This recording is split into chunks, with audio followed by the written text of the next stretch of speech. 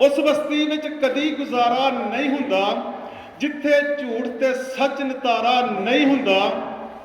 ਸੱਜਣ ਬਣ ਕੇ ਵੈਰ ਜੋ ਅੰਦਰ ਰੱਖਦਾ ਏ। ਭਾਈ ਸਾਹਿਬ ਭਾਈ ਮਮਤਾ ਸਾਹਿਬ, ਸੱਜਣ ਬਣ ਕੇ ਵੈਰ ਜੋ ਅੰਦਰ ਰੱਖਦਾ ਏ ਉਸ ਮੁਨਾਫਿਕ ਨਾਲ ਗੁਜ਼ਾਰਾ ਨਹੀਂ ਹੁੰਦਾ।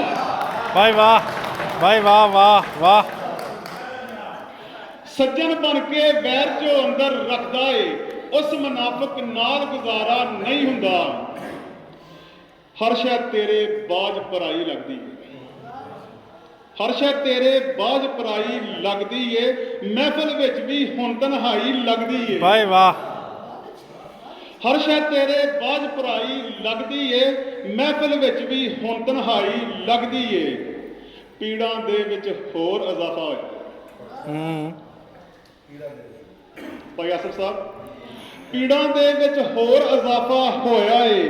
ਪੈ ਜਾਣੀ ਏ ਫੇਰ ਜੁਦਾਈ ਲੱਗਦੀ ਏ। ਭਾਈ ਵਾਹ ਵਾਹ। ਪੀੜਾਂ ਦੇ ਵਿੱਚ ਹੋਰ ਇਜ਼ਾਫਾ ਹੋਇਆ ਏ।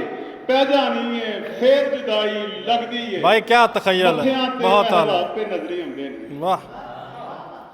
ਮੱਥਿਆਂ ਤੇ ਮਹਿਰਾਬ ਤੇ ਨਜ਼ਰੀ ਆਉਂਦੇ ਨੇ। ਰੱਬ ਦੇ ਅੱਗੇ ਸੀਸ ਨਵਾਈ ਲੱਗਦੀ ਏ। ਭਾਈ ਵਾਹ ਵਾਹ।